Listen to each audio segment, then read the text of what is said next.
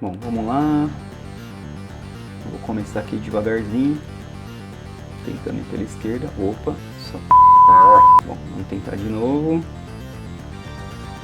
Agora eu vou tentar ir aqui pelo meio. Caramba, como que eu faço aqui? Pra cá. Volta, volta, volta, volta. Pegou de novo, não acredito. Agora eu vou bem devagarzinho aqui pelo canto. Beleza, passou. Beleza, passou. Vamos lá, vai, galera. Passou. Vamos, vamos, vamos, vamos. E aí, galera, como vocês já perceberam, eu fiz o jogo mais difícil do mundo aqui no Scratch.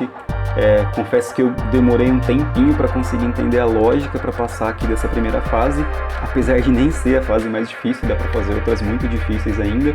Então peço para vocês, antes de começar o vídeo, se vocês curtirem, já dão um joinha e não esquecem de deixar aí nos comentários caso vocês queiram que eu faça fase 2, fase 3, dá pra gente fazer fases muito mais complexas que essa. Então beleza? Vamos lá, pessoal!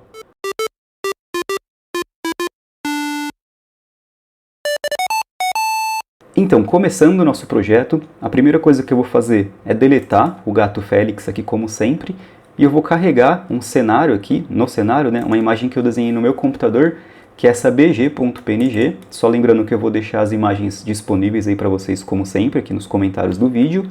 E, bom, eu desenhei essa imagem no Paintbrush, até deixei ela aberta aqui para vocês, porque eu achei mais fácil do que desenhar aqui no editor de imagens do Scratch, mas aí fica a critério de vocês. Se vocês forem desenhar no Paintbrush ou em qualquer outro editor de imagem externo, é só importante se atentar ao tamanho da imagem, então ela precisa ter exatamente o tamanho aqui do palco do Scratch, né, que é 480 pixels de largura por 360 pixels de altura. Então, configurando a imagem para ter esse tamanho, basta desenhar ela aí da forma que vocês quiserem, podem fazer as adaptações que vocês acharem que ficam legais. Só um ponto de atenção, essas passagenzinhas mais estreitas, elas precisam ser estreitas o bastante para que o jogo fique mais difícil, né? Então elas precisam ser bem estreitinhas mesmo, mas elas também precisam ser largas o suficiente para que o nosso ator principal, né, que é o quadrado, ele consiga passar por aqui. Então esse é um ponto de atenção. Essa parte verde da esquerda é onde o nosso ator principal vai começar o jogo, essa parte verde da direita é onde ele vai terminar o jogo, e esse espaço maior aqui quadriculado é onde vão estar os inimigos percorrendo de um lado para o outro. Então é só isso, um desenho super simples de fazer. Voltando aqui para o Scratch, eu vou apagar o cenário padrão que já estava carregado, vou deixar só esse meu. Parte de código ainda não tem nada. E agora eu vou carregar uma imagem aqui também no meu computador, que seria o ator principal. Então desenhei aqui um ator 1, é essa imagem, esse quadrado vermelho. Essa é até bem mais facinho de fazer aqui no editor de imagens do Scratch. Eu só carrego as imagens para ganhar tempo, para tentar deixar o vídeo o menor possível aí. Então, já carreguei o ator 1 e agora a gente vai começar o código dele. Esse aqui eu vou dar uma acelerada quando eu estiver arrastando os blocos, porque não tem tanta novidade. E aí eu já explico para vocês o que eu fiz.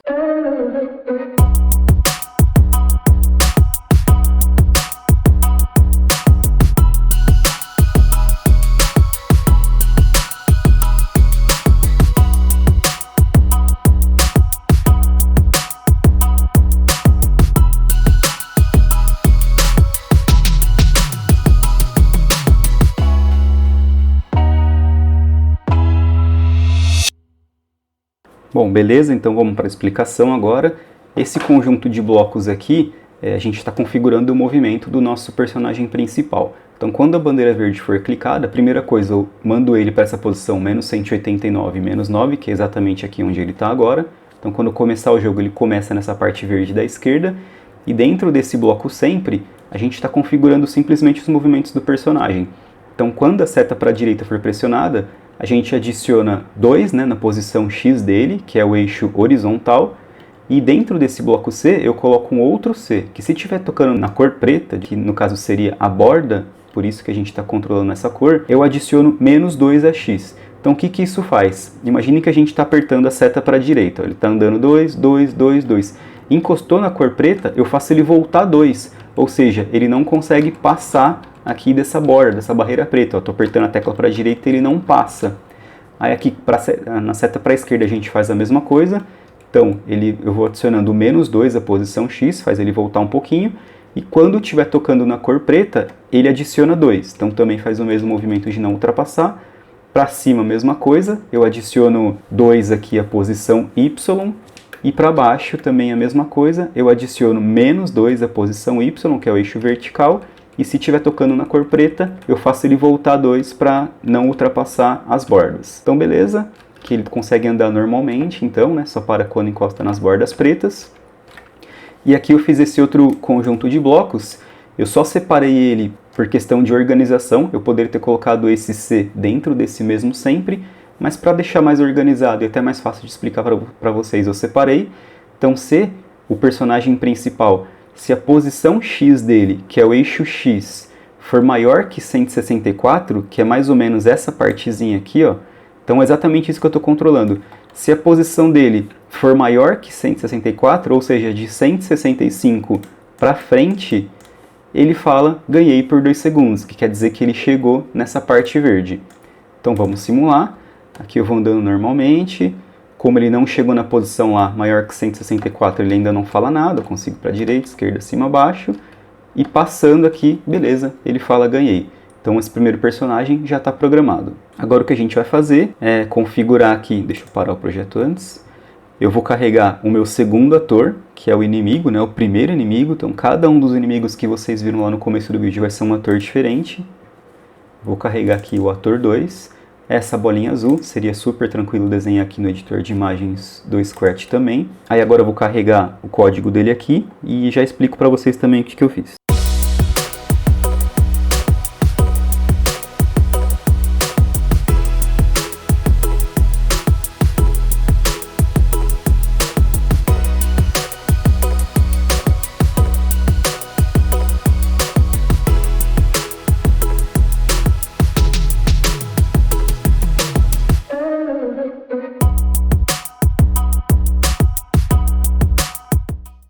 Bom, então o código do ator 2, né, do primeiro inimigo, ele é bem tranquilo também, bem simples. Primeira coisa que a gente faz, coloca ele para a posição inicial dele, que vai ser 0 e 54, né, então é exatamente essa posição aqui, no meio do cenário, nessa primeira linha aqui, na linha de cima. E eu aponto ele para a direção 90 graus, 90 graus seria para a direita, então ele vai começar andando para a direita. E aí, para sempre, ele vai movendo 4 passos, que vai ser a velocidade dele. Se vocês quiserem aumentar a velocidade aqui que precisa mexer. E dentro desse sempre eu também coloco um bloco de C, com a mesma lógica do nosso ator principal. Se estiver tocando na cor preta, que é a borda, só que aqui nesse caso ele gira 180 graus. O que isso quer dizer? Ele inverte a direção dele. Na verdade é só isso que esse código está fazendo. Pensem que 360 graus é uma circunferência completa, 180 graus é metade de uma circunferência. Então é como se ele está indo para a direita, encostou na borda, ele vira 180 graus e começa a andar para a esquerda. Então é só isso que esse bloco está fazendo. E aqui, por questão de organização, eu também separei um outro quando a bandeira verde for clicado. E aí, para sempre, se ele estiver tocando no ator 1, que é o nosso personagem principal, eu vou transmitir essa mensagem de perdeu.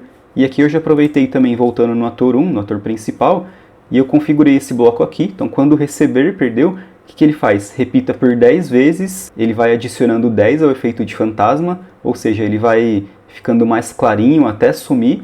Então, 10 vezes, ele fica um pouquinho mais claro, espera 0,01 segundos. Aí na segunda vez, adiciona mais 10 ao efeito fantasma, fica um pouco mais claro e espera um pouquinho. Isso ele faz 10 vezes até desaparecer completamente.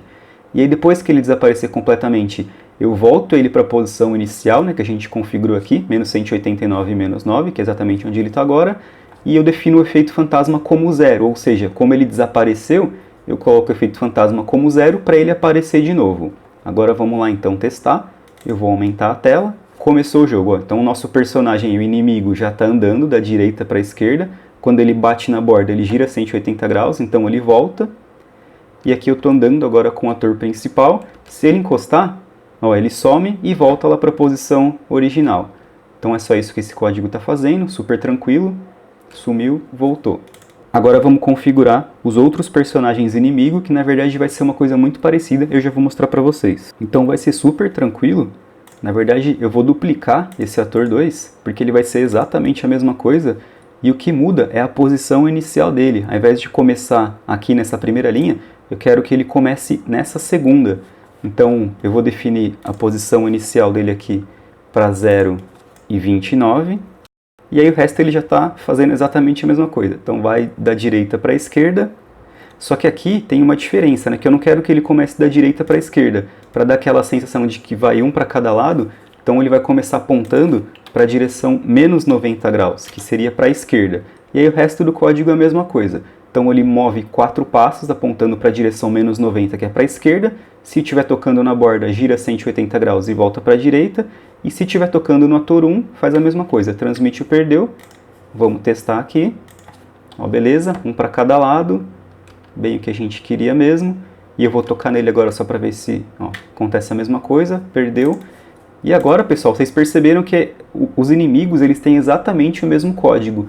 O que muda é a posição inicial deles, na verdade só o eixo Y, né, que é o eixo vertical, que é qual a linha que ele está andando, e a direção que ele começa, porque um começa indo para a direita, o outro começa indo para a esquerda, um para a direita, um para a esquerda. Então eu vou replicar aqui os demais inimigos, só para a gente ganhar tempo eu vou acelerar o vídeo, e aí vocês vão ver que é exatamente o mesmo código. Super tranquilo, um jogo fácil de fazer, mas que é um efeito muito legal no final. Vamos lá.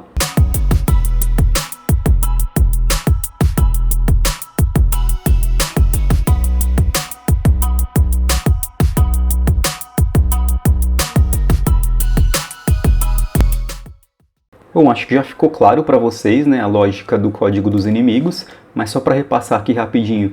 Então cada um deles, como eu disse, eu só fui trocando aqui a posição Y, né, então o primeiro está no 54, o segundo no 29, que é a segunda linha, o terceiro na posição 3, que é a terceira linha, o quarto está aqui no menos 21, que seria a quarta linha, o quinto no menos 45, que é a quinta linha, e o sexto no menos 71, que é a última linha. A direção deles também eu fui intercalando, então o primeiro está 90, né, que é para a direita, o segundo menos 190 graus, que é para a esquerda, 90, 190, 90, 190. E agora vamos testar o nosso jogo aqui para ver se está acontecendo tudo da forma que a gente programou. Então beleza, os inimigos cada um começam indo para um lado, quando bate na borda voltam, as setas continuam controlando aqui o nosso jogador, e quando eu encosto, beleza, o jogador principal some e vai para o começo. Então vocês podem ver, pessoal, que é um jogo bem fácil de programar, bem tranquilo, principalmente porque os inimigos, no caso dessa fase, né, eles têm o mesmo movimento, muda pouca coisa. Mas como eu já pedi para vocês, coloquem aí nos comentários se vocês querem que eu faça fase 2, fase 3. Dá pra gente programar bastante coisa nas próximas fases. Aqui os movimentos são parecidos, mas a gente pode criar personagens novos, a gente pode criar obstáculos. Então peço para vocês aí, quem curtiu o vídeo, não esquece de dar um joinha, compartilhem aí para os seus amigos e não deixem de colocar nos comentários as ideias para as próximas fases. Beleza, pessoal? Valeu, até a próxima então.